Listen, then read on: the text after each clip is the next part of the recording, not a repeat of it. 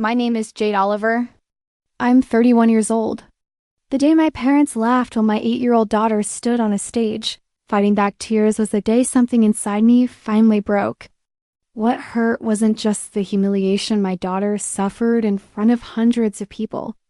It was the betrayal. It was seeing my own mother cover her mouth to hide a laugh while my father sat there, grinning as if my child's pain was entertainment. By sunrise the next morning, the same people who had mocked us were desperately calling my phone, begging me to answer. But by then, it was already too late. I had spent years convincing myself that my parents weren't cruel. Difficult, maybe. Judgmental, definitely. But not cruel. Looking back now, I realized I was lying to myself because accepting the truth would have meant admitting they had never truly cared about me. They cared about appearances. They cared about status. And most of all, they cared about my younger sister, Vanessa. In our family, Vanessa was the golden child. She could do no wrong. Meanwhile, I was always a disappointment, no matter how hard I worked. 3 years before everything happened, my husband passed away unexpectedly. One ordinary morning he left for work, and by evening he was gone. The grief nearly destroyed me. For months, I moved through life like a ghost. But I had my daughter, Lily. Every morning I forced myself out of bed because she needed me.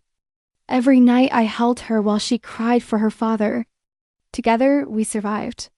Together, we rebuilt our lives one painful day at a time. My parents never understood that struggle. Whenever they visited, they compared Lily to Vanessa's children. They criticized her clothes, her hobbies, even the way she spoke. Lily was a shy child who loved drawing and reading. She wasn't loud or athletic like her cousins. Instead of encouraging her, my parents treated her differences like flaws. I noticed it. Lily noticed it too. But I kept hoping things would improve because they were still family. Then came the community talent showcase. Lily had worked for months preparing a speech about kindness and resilience. Every evening she practiced in front of a mirror. She memorized every word. She even overcame her fear of public speaking. The event meant everything to her. When she received confirmation that she had been selected as one of the youngest participants, she hugged me so tightly I could barely breathe. For the first time in a long time, I saw pure excitement in her eyes. The day of the event, the auditorium was packed. Families filled every row. Children nervously rehearsed backstage. Lily wore a simple blue dress and clutched her note cards with trembling hands. Before going on stage, she looked at me and whispered, "Mom, what if I mess up?" I smiled and squeezed her shoulder. "Then you'll stand up and keep going. That's what brave people do." She nodded and walked toward the stage lights. Before we continue, take a second to like the video, subscribe, and comment where you're watching from. Stories like this remind us that sometimes the people who hurt us most are the ones we trust the most. Lily stepped onto the stage and began speaking. For the first minute, everything went perfectly. Her voice was clear. The audience listened closely. Then a group of older kids sitting near the front started whispering and laughing. At first, Lily tried to ignore them, but the whispers became louder. One boy mimicked her voice. Another pretended to yawn dramatically. I could see Lily's confidence slipping away one sentence at a time. Then something happened that I'll never forget. One of the boys stood up and shouted a cruel joke about her father. The room fell silent for a split second. Lily froze. Her face turned pale. She looked toward the audience, searching for comfort. And that's when she saw my parents. Instead of defending her, instead of standing up for their granddaughter, they laughed. Not awkwardly, not nervously. They genuinely laughed. The look on Lily's face shattered me. It wasn't embarrassment anymore. It was heartbreak. She stared at her grandparents as tears formed in her eyes. Then she quietly stepped away from the microphone and walked off the stage. The auditorium buzzed with uncomfortable murmurs. I rushed after her, my heart pounding so hard I could barely hear anything else. Behind me, I heard my father's voice saying, "Kids are too sensitive these days." That was the moment everything changed. I found Lily sitting alone on a bench behind the auditorium. Her note cards were scattered across the ground, and she was staring at them as if they belonged to someone else. When I sat beside her, she didn't cry. Somehow that hurt even more. She simply looked at me and asked, "Mom, did Grandma and Grandpa think it was funny?" The question hit me harder than anything that had happened inside that building. For a moment, I couldn't find the words to answer her. I wrapped my arms around her and held her close. Every protective instinct inside me was screaming. A parent can handle being insulted, ignored, or disrespected. But watching someone hurt your child is different. It creates a kind of anger that settles deep in your chest and refuses to leave. As Lily quietly cried into my shoulder, I made a promise to myself. No matter what happened next, nobody would ever make her feel that small again. A few minutes later, my phone buzzed. It was my mother. I stared at the screen before answering. The first words out of her mouth weren't an apology. They weren't concern for Lily. Instead, she laughed lightly and said, "You're making a bigger deal out of this than it is." I felt my jaw tighten. Then she added, "Kids need to learn how to take a joke. The world isn't going to baby them forever." In that moment, something inside me went cold. I told her exactly what I thought. I told her that a grown woman laughing at her crying granddaughter was pathetic. I told her she should be ashamed of herself. For a few seconds, there was silence on the line. Then my father grabbed the phone and started lecturing me. According to him, I was overreacting again. According to him, Lily was too sensitive because I had raised her that way. Before he could finish, I hung up and blocked both of their numbers. That evening, Lily and I ordered pizza and watched movies together. I wanted her to feel safe again.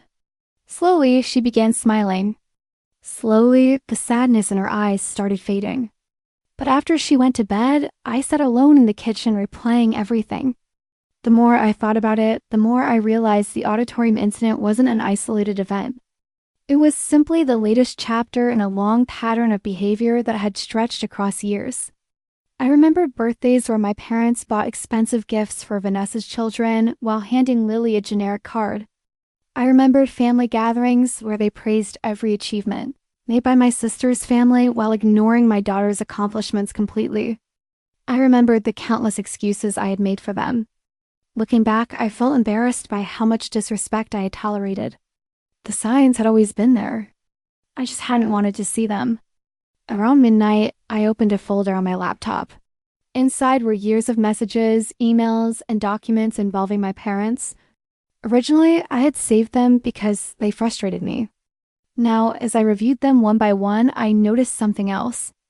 A pattern. Several financial records connected to a family property that legally belonged to me.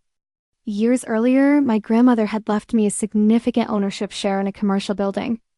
My parents had been managing it ever since. The deeper I looked, the stranger things became. Rental payments were missing. Income reports didn't match bank records. Certain expenses appeared completely fabricated. At first, I thought there had to be an innocent explanation. Then I found a transfer that made my stomach drop. Tens of thousands of dollars had been redirected into an account connected to Vanessa's business.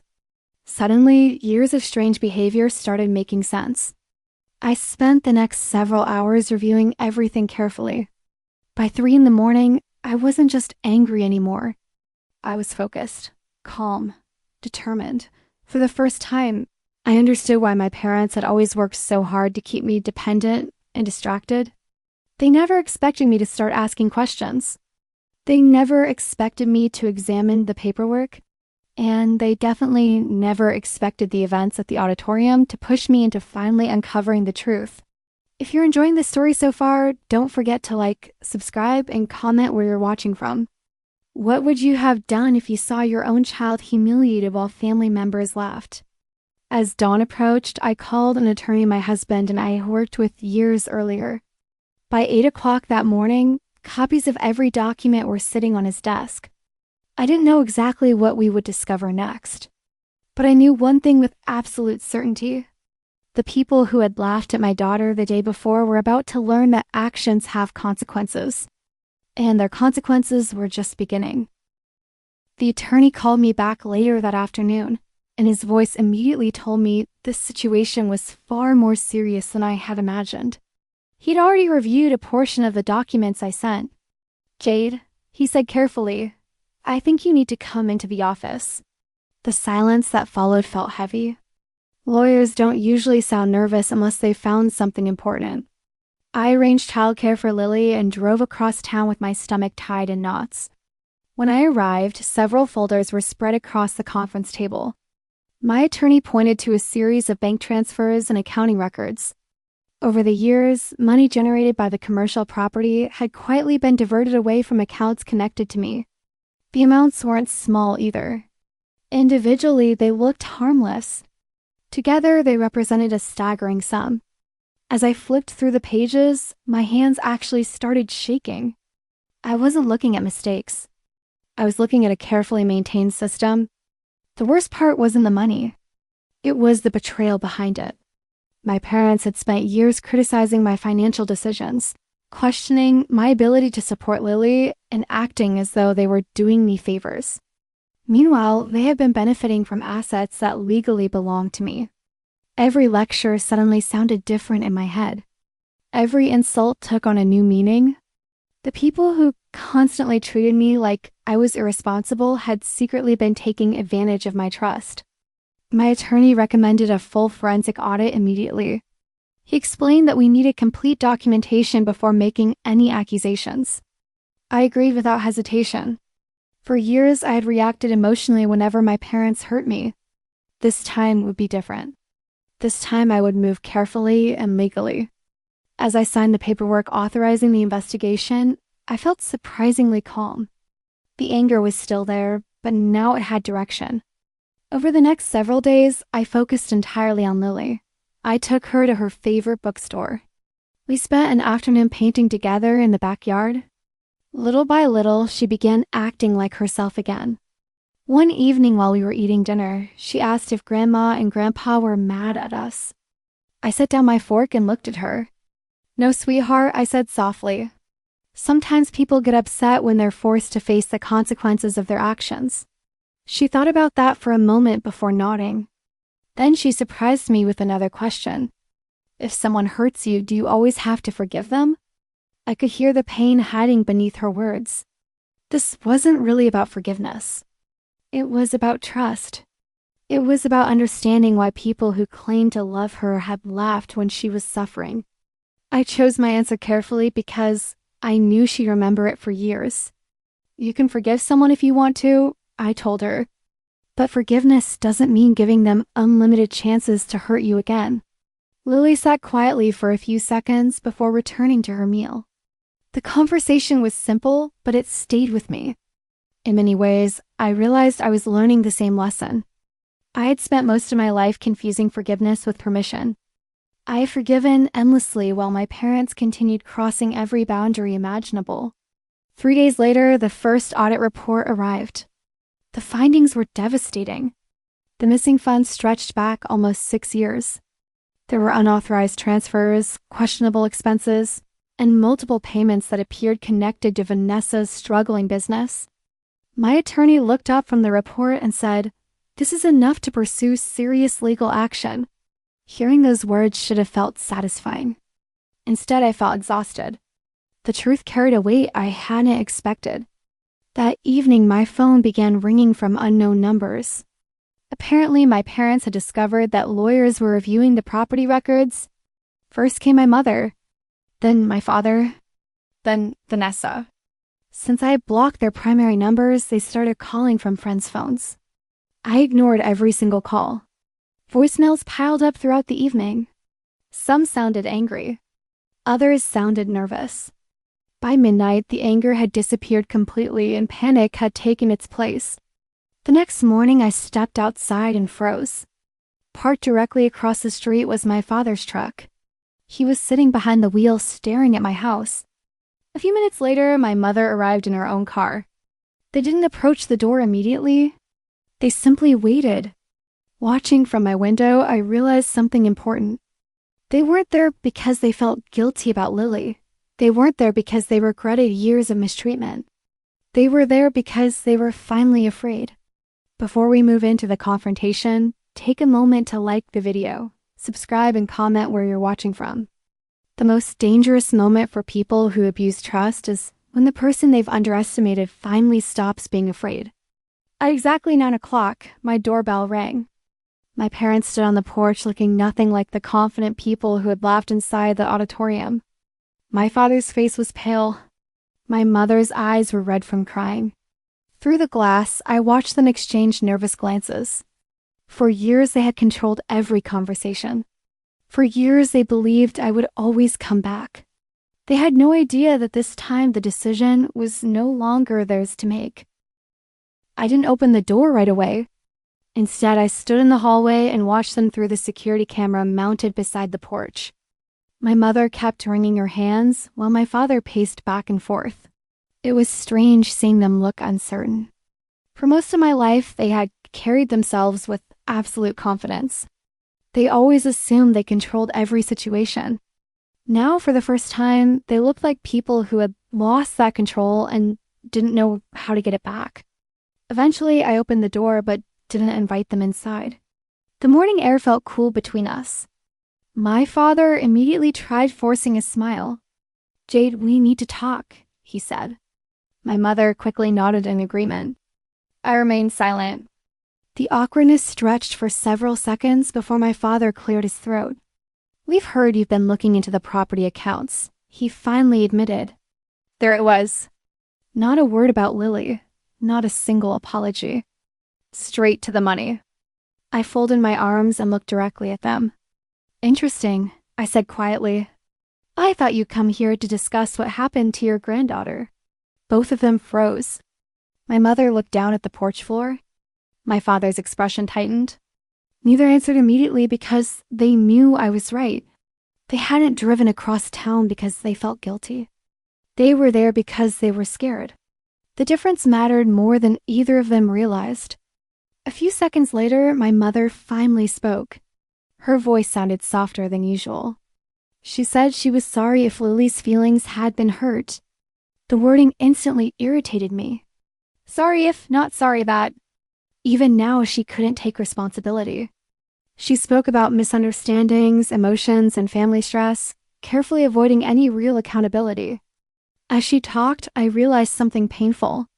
They weren't sorry for what they had done. They were sorry that their actions were finally creating consequences. My father shifted the conversation back to the audit almost immediately. He claimed there had been accounting errors. He insisted certain transactions were temporary adjustments. He said Vanessa's business had borrowed funds, but intended to repay everything eventually. The explanations sounded rushed and unconvincing. More importantly, they contradicted documents already reviewed by legal professionals. Every excuse only made the situation worse. For years, they had underestimated me. Now they were making the mistake of underestimating the evidence. When I mentioned the forensic audit, both of their faces changed instantly. My mother's eyes widened. My father stopped talking altogether. The confidence disappeared from his voice. He asked how much information my attorney had uncovered. That question alone told me everything. An innocent person would ask what was happening. A guilty person asks how much you know. The moment he spoke, I saw genuine fear replace his usual arrogance. I calmly informed them that all future communication would go through my attorney. My father immediately protested. He said involving lawyers would destroy the family. I almost laughed at the irony. The family hadn't been damaged by legal action. The family had been damaged by years of lies, favoritism, and betrayal. The lawyers were simply documenting what already existed. They weren't creating the problem. They were exposing it. My mother suddenly began crying. Real tears rolled down her cheeks as she begged me not to do this. She talked about family reputation. She talked about public embarrassment. She talked about how difficult things would become for Vanessa. I listened quietly until she finished. Then I asked a single question. Did any of those concerns matter when Lily was crying on that stage? The silence that followed felt deafening. Neither of them answered because there was no answer. The image of Lily standing alone in front of that crowd still haunted me. I remembered her searching the audience for support and finding laughter instead. Every time I thought about it, my resolve became stronger. This wasn't revenge driven by anger. This was protection driven by love. There is a huge difference between the two. One seeks punishment. The other creates boundaries. At that moment, the front door behind me opened slightly. Lily had returned from a neighbor's house and was standing in the hallway. She wasn't close enough to hear everything, but she could clearly see her grandparents. My mother immediately tried smiling at her. Lily didn't smile back. Instead, she quietly stepped behind me and held onto my arm. That small gesture said more than words ever could. The trust they had broken wasn't mine alone. My father noticed it too. For the first time, genuine regret appeared on his face. Maybe he finally understood the damage. Maybe he realized money and excuses couldn't fix what had happened. Or maybe he simply realized he was losing access to the people he had taken for granted. Whatever the reason, the realization came far too late. Some mistakes can be repaired. Others leave permanent scars.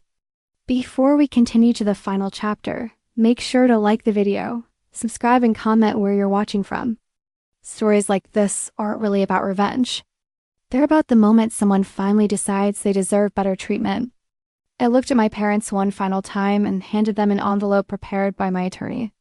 Inside were formal notices regarding the audit, future communication procedures, and restrictions concerning the property. My father's hands trembled as he opened it. My mother immediately started crying harder. They had arrived expecting another argument. Instead, they were leaving with legal documents. And they still had no idea what was waiting for them next. The weeks that followed were surprisingly quiet. After years of constant criticism, manipulation, and unwanted involvement in my life, the silence felt strange at first. My attorney handled every communication. I no longer received angry phone calls, guilt-filled messages, or demands to keep family matters private. Everything moved through official channels now. The distance gave me something I hadn't experienced in years: clarity. Without their voices constantly influencing me, I finally saw the situation for what it truly was. The forensic audit continued uncovering new information. Every report revealed additional transactions that had never been disclosed to me. What began as a suspicious pattern eventually became undeniable proof. Funds connected to my property had been redirected for years. Some had supported Vanessa's struggling business. Other amounts had simply disappeared without proper documentation. The total financial damage was staggering. My parents had spent years benefiting from my trust while convincing me they were acting in my best interests. Eventually, formal legal proceedings began. Contrary to what many people imagine, there were no dramatic courtroom speeches or explosive confrontations. Real consequences are often much quieter. Documents were reviewed. Evidence was examined. Agreements were challenged. Accounts were frozen. Professionals asked questions that required honest answers. The truth didn't need emotion to support it. The records spoke clearly on their own. And every page made my parents' position weaker. As pressure increased, the calls started again. This time they weren't angry. They were desperate. My mother left emotional voicemails begging for forgiveness. My father repeatedly requested private meetings. Vanessa sent lengthy messages claiming she had never known where the money originated. Whether that was true or not hardly mattered anymore. The situation had moved beyond explanations. For years I had listened to excuses. Now I was listening to facts. Facts are much harder to argue with. One afternoon, my parents appeared at my house again. They looked older than I remembered. Stress had replaced their usual confidence. My father asked if we could sit down and talk like a family. For a brief moment, I almost felt sorry for them. Then I remembered Lily standing on that stage. I remembered her tears. I remembered the laughter. Compassion doesn't require forgetting. Understanding someone's pain doesn't erase the pain they caused. We sat on the porch while Lily played inside with friends. My mother cried throughout most of the conversation. She said they never intended for things to go this far. She said they had made mistakes. She admitted they had favored Vanessa for years. Hearing the confession should have felt satisfying, but instead it felt sad. The truth was finally arriving, but it was arriving years too late. Some apologies come after the damage is already done. Then my father asked the question I knew was coming. He wanted to know if there was any way to fix things. I thought carefully before answering. You keep talking about fixing things, I said quietly. But you're talking about money, legal problems, and reputation. I haven't heard either of you ask how Lily is doing. The expression on his face immediately changed. Once again, he had focused on consequences instead of accountability. For several seconds, nobody spoke. Then my mother whispered, "How is she?" I looked through the window where Lily was laughing with her friends. The difference between that smile and the tears she'd shed weeks earlier nearly broke my heart. "She's healing," I said. "She's learning that people who love you don't humiliate you. She's learning that respect matters. Most importantly, she's learning that it's okay to walk away from people who continually hurt you." That conversation marked the end of our relationship as it had existed for decades. I didn't scream. I didn't insult them. I didn't seek revenge through humiliation. Instead, I established permanent boundaries. Communication would remain limited. Access to Lily would depend entirely on her comfort level. The property would remain under professional management. The era of blind trust was over. Quietly and legally, the control they once held disappeared. Months later, the legal matters were resolved. Significant funds were recovered. Ownership protections were strengthened. Several financial arrangements benefiting Vanessa were terminated entirely. The consequences were serious enough that my parents spent years rebuilding their finances and reputation. Yet the greatest loss wasn't financial. It was relational. They had spent so much time protecting their image that they lost the trust of the people who should have mattered most. One evening, nearly a year after the auditorium incident, Lily and I attended another community event. This time she volunteered to speak again. As she walked onto the stage, I felt nervous for her. The old memories came rushing back. But then she smiled confidently, adjusted the microphone, and began speaking. Her voice was strong. Her posture was steady. There was no fear in her eyes. The crowd listened attentively from beginning to end. When she finished, the room erupted into applause. I stood with tears in my eyes as she accepted congratulations from strangers. On the drive home, she looked out the window and smiled. "Mom," she said softly, "I wasn't scared this time." I reached over and squeezed her hand. "I know," I replied. And in that moment, I realized something important. The real victory had never been about money, legal documents, or exposing lies. The real victory was watching my daughter discover her worth despite everything people had done to undermine it. My parents thought the story was about them. They thought it was about consequences catching up to them. In reality, it was about a little girl learning confidence and a mother finally choosing protection over obligation. The morning after they left, they were pleading with me. But by then, the decision had already been made. My daughter's future mattered more than their comfort. And for the first time in my life, I didn't feel guilty about choosing it.